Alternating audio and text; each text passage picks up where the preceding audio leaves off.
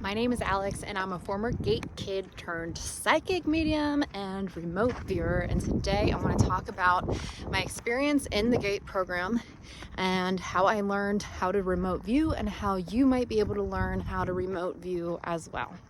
So first of all, I didn't remember anything about the gate program until about a month ago when people started talking about it online. It's something I hadn't thought about in about 30 years, and never in a million years would I've ever thought that my experience in the gifted program growing up would have anything to do with what I do as an adult now. I don't remember much from the program. I vaguely remember the pink drinks, but apparently it did its job on me if we actually took it, because the only time I remember taking the fluoride was in the dentist's office and not necessarily in class. First time I heard the Gateway tapes, they sounded eerily familiar, and I got that feeling in my body like something dreadful had happened, and I thought about it for a couple nights. I just couldn't sleep over it because I honestly felt like something sinister happened to me in my childhood in the gate program. I got all my memories back of my ET dreams or possible real life abductions. I still don't know, but they sound oddly familiar to other people's experience with the Greys. Dreams of astral traveling and flying. Like I literally would like run in my dreams and then just take off like an airplane. And when I woke up, I was convinced that I could do this in real life. And I used to often have dreams like that. So yeah, psychic stuff happening as a kid, potential connection with ETs. And then for about 20 years, I went on a really weird path. I was a college dropout after being in accelerated and AP classes my whole life. Diagnosed with every mental illness under the sun. I think when I was 15, it was depression. Then it was potential bipolar or borderline. I don't remember. It was a long time ago. Then I was on Wellbutrin and Zoloft for a while. It didn't work. I quit cold turkey and decided to self-medicate with alcohol for a number of years until I found out that I had ADHD, then tried Vyvanse, and then turned into a robot and lost my personality and stopped taking that. So basically what I'm trying to say is that I suffered through my 20s big time.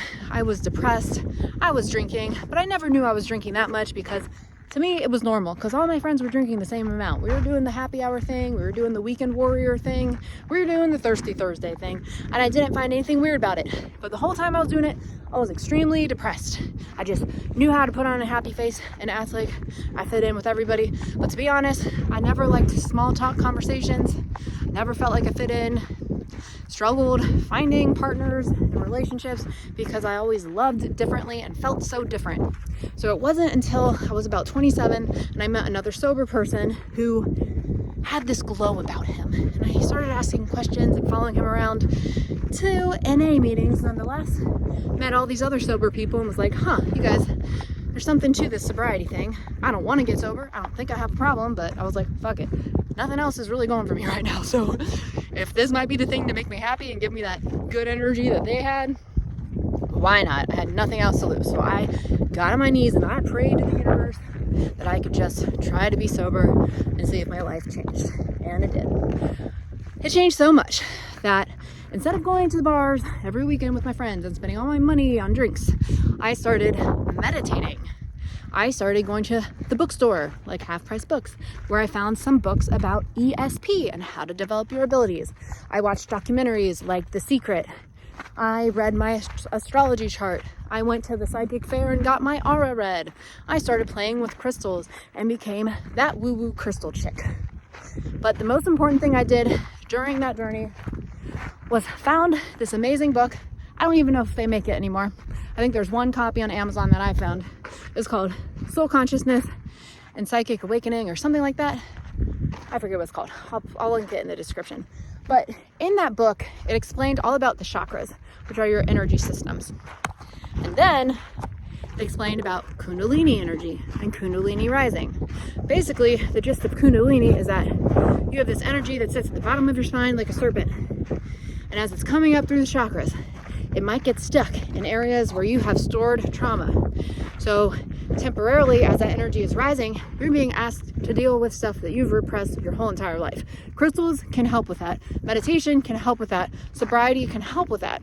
So I started really processing my emotions and really processing my trauma. And I had to attend a 12-step program that really helped me do that, because I did a lot of journaling and step work and stuff. And I worked with a sponsor who was a really good mentor for me. And I worked with peers who were on the same journey, which is really helpful. And through doing all that, I cleared the stuff that was blocking me from accessing my psychic gifts again. Because, by the way, all those years that I was drinking and all that stuff, I didn't have psychic experiences like I had when I was a child. I did have sleep paralysis, and I went out of body once, and it absolutely terrified me. And I used to remember feeling demonic presences in my home and just being scared, having some of those nightmares that were like reoccurring dreams when you're sleeping, but you don't know in your dream that you're in your bed. So like you're dreaming that you're sleeping, but you're really, it's a dream within a dream type scenario. And I was being attacked constantly. So the only conclusion that I've been able to come to is that after getting sober and after reading about Kundalini energy, processing all my trauma through using crystals and sound frequencies and working with others and all that good stuff, getting sober, I started having a different experience with the psychic world. I started actually connecting to what I believe to be my spirit guides, to beings of higher consciousness and intelligence that were loving and benevolent. I went and got my aura read at a psychic fair, and they said, she said she saw a huge guardian angel in my auric field, and that I had 3 spirit guides that she saw streams of consciousness coming down. I thought that was really cool. She said I was an indigo soul. My aura was indigo, as I had always suspected I was an indigo, because I stumbled across I always call her that, Dolores Cannon's work in 2017 when I got sober, and she talks all about indigo children, and it was like, holy shit, yes, that's me.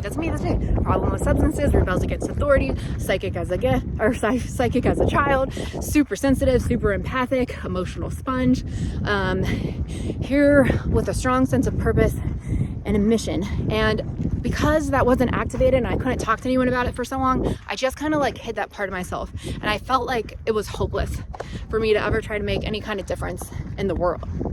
So I gave up on that for a long time until I got sober and met like-minded people, etc. So anyways, all of that, I'm going to turn around because we're getting far, but I'm going to read so after I processed all the trauma and started having positive experiences with ESP, then I started playing with some of the exercises in that book. I didn't know she was teaching me how to remote view. I don't even know if she considered it remote viewing, but basically it was teaching you how to use your psychic senses. And basically kind of similar to the cards, I forget what they're called, the Zennerman cards or something, where somebody's like holding cards and it's like, okay, guess what you see. And then you guess, and you keep guessing until you start to realize like, holy crap, I may be onto something. Like my intuition is actually getting stronger as I'm tapping into my energy field. I'm quieting my mind, and then I'm able to actually see what's on the other side of these cards. So I didn't have those cards to practice with. What I did have was a tarot deck to practice with. And around the time I was learning about ESP and her methods in the book and the workshop, basically saying like, a lot of the times your first impression about a subject is actually accurate. But basically you have to train yourself to be able to get to a meditative space, because if you're anything like I used to be, when I had constant anxiety, my brain wouldn't be quiet. It only started to get quiet when I started meditating and I started learning how to say positive affirmations. I had to say it when I didn't believe it, and I felt stupid, and it's the last thing I wanted to do. I did not want to lay in bed and meditate and be like, I love myself, I'm worthy of love, blah, blah, blah. But I did it because I was so miserable. It's almost like I had no other choice. So doing all those things, feeling a little uncomfortable for a period of my life, allowed me to learn how to not only quiet my mind at will, but to stop that voice of anxiety and realize that that voice of anxiety never was me.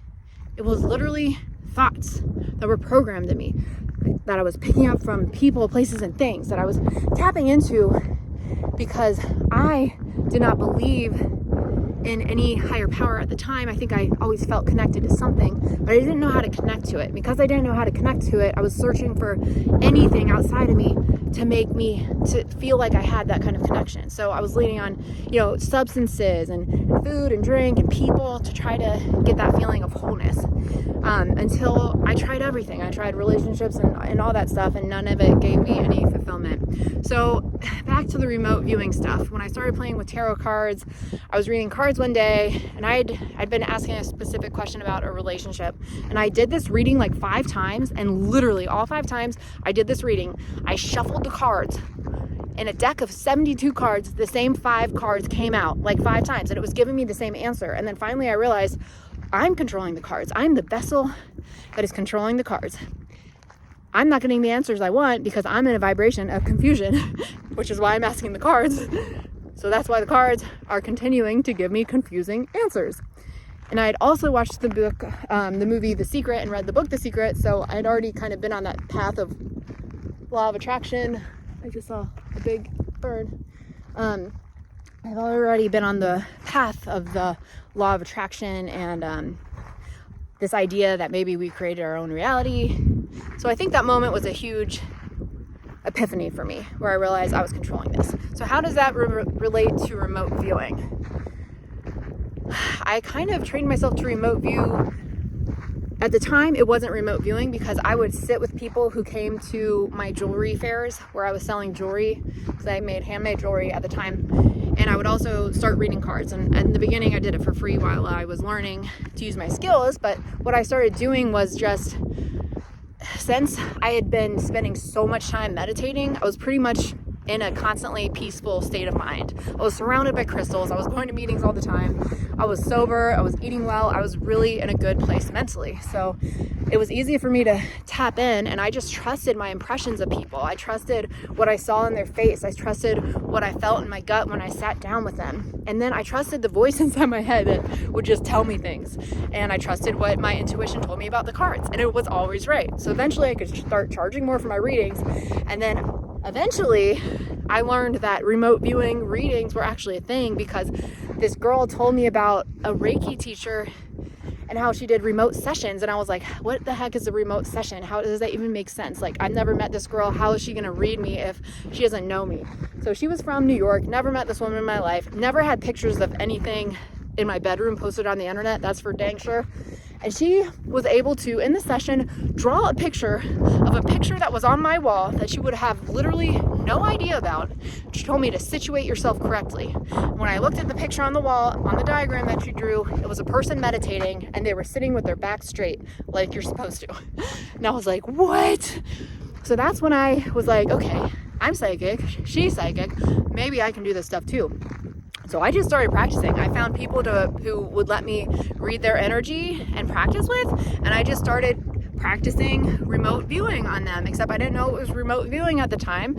I thought it was just psychic power and potential.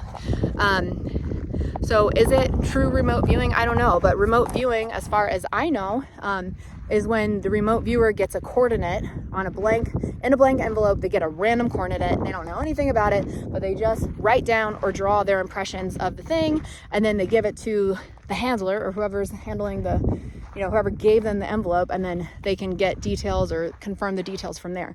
But to my knowledge, I don't think remote viewing necessarily works, like if you don't have somebody else on the other end to prove that you're right about this stuff, because it's hard to tell between imagination and what is actually a true energy that you're tapping into. So that's why it worked for me to do it with tarot readings in the beginning, that's the only remote viewing I practice. I don't do any other remote viewing besides people who let me tap into their energy, because that's a consensual thing and that's an ethical way to do it if somebody's giving you permission. Granted, I'm sure, the CIA spies and all that stuff that they supposedly learned or taught people in the Gateway tapes was about being a psychic spy and being able to give impressions about like military bases and stuff like that. So have I tried to do stuff like that? Yeah, for fun. How would I know I'm right if I don't have anyone on the other side telling me? I can make assumptions. I can assume I'm right. I've had one remote viewing experience where I thought I saw a clone factory. Is that right? Or is that my imagination? I don't know. But I did see a YouTube video where somebody else who was a remote viewer said they also saw a human cloning factory. And then I looked on the internet, and there's actually a place in I don't know if it's the Bahamas, somewhere overseas in the Caribbean, I think, where they have a cloning facility. So Plus, if you look at Hollywood and Kris Jenner, come on, that's not plastic surgery. It's a clown. Just kidding. I don't know. Anyways, all right. So how can you tap into this ability if you want to? I don't think I ever would have been able to tap into the ability to do something like that had I still been drinking, had I still been full of anxiety, had I still been not able to quiet my mind, not in control of my emotions, not aware that I am psychic and that I can create my own reality, not familiar with quantum mechanics or quantum entanglement or energy or anything like that. I wouldn't have been able to tap into it if I had all this pain and old emotions stuck in my body that I was still trying to process. So I would say if you're looking to learn how to tap into these psychic senses and learn how to remote view, I would start with meditation for one, because you have to learn how to quiet your mind and you have to learn how to be the observer of your own thoughts instead of identifying with them. Because before I learned how to meditate, I thought I was my thoughts, and that's why I was so hopeless all the time, because I didn't know that I was observing my thoughts, and if I'm the observer, I can change them and I can change my energy. I can clear my head through meditation, and when I clear my head, I'm able to receive happier thoughts and different thoughts. But if I'm stuck on one train of anxiety, like attracts like, I'm not going to be able to have access to the higher frequency thoughts. The other thing, I think everybody has some kind of psychic gifts and abilities. But from my experience, if I'm primarily depressed, anxious, hopeless about life, I'm not connecting with angels. I'm not connecting with spirit guides. I'm not connecting with beings of higher intelligence that want to help me. I'm connecting with demons. I'm connecting with fearful entities. I'm connecting with things that terrify me and sleep paralysis demons. And if I was connecting with angels, it would probably be a demon disguised as an angel trying to tempt me to do something, right? Because like attracts like. The law of attraction is so real. So the first thing is cleaning up your frequency, having control over your own thoughts and your own energy field, understanding the type of programming that's at play, understanding the effect that and drinks, we'll just say drinks, but even things like caffeine, you have to understand the effect that stuff has on you. How it can control you. Even like caffeine and stuff can interrupt your sleep at night and make you wake up at 3 or 4 a.m. Funny story, recently I was waking up between 3 and 4 a.m. every day for a year having terrifying thoughts, and I thought I was getting spiritually attacked until I talked to my mentor about it, and she's like, well, that's the time in Chinese medicine where your liver is clearing itself out. And I was having 2 cups of coffee a day, which is a lot for my frame because I'm not like small by any means, but I also am very, very sensitive to substances. I always have been. I think it's an indigo thing, and I think all of the newer souls or the old souls, whatever, on the planet who are here for the spiritual mission are sensitive to substances. So I think I can have less than a normal person and be more affected. So when I stopped drinking my 2nd cup of coffee and I started weaning off of caffeine, guess what? I slept through the night and I wasn't getting spiritually attacked anymore.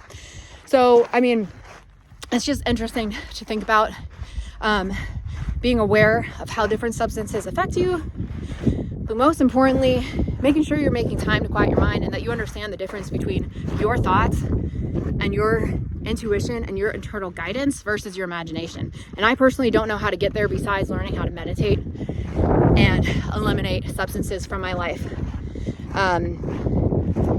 And then, of course, there's other things you can do. You can either practice with another person who's willing to learn that skill with you. So if they've got some flashcards, for example, in their mind, they're going to be thinking of like, I'm holding an ace of spades, and you're going to sit across from them in silence and you're going to keep guessing. You're going to guess on your impressions and try to understand what that person is saying to you with their mind. And I guarantee you, with more practice, you'll probably start to get better at it. Because I think this is an ability that people can develop. So that's one way. I think tarot cards can help because it's kind of a similar thing. You can play, with yourself and think of something on your mind and think of what card you want to draw. You can start practicing readings on other people if they consent to it. And you can learn that way because they can be a good way to verify if your thoughts and your insights are true or if you're just making them up. So I promise, with consistent meditation, consistent attention to what you're putting in your body, recognizing that your body is literally a vessel. Any kind of substances that you put in your body are going to have different effects on you. And if you need more evidence of this, go check out my other videos and that article I keep talking about, the Illuminati formula for an undetectable mind control slave. Okay, there's a whole list of substances in there and how they affect people and how they're used for mind control programming. So educate yourself, and don't be in fear about it, but educate yourself and realize that as much as you might love your afternoon, DRI and K with your buddies, and how much you think it might not be affecting you, it's literally destroying the gray matter in your brain. It's literally causing depression.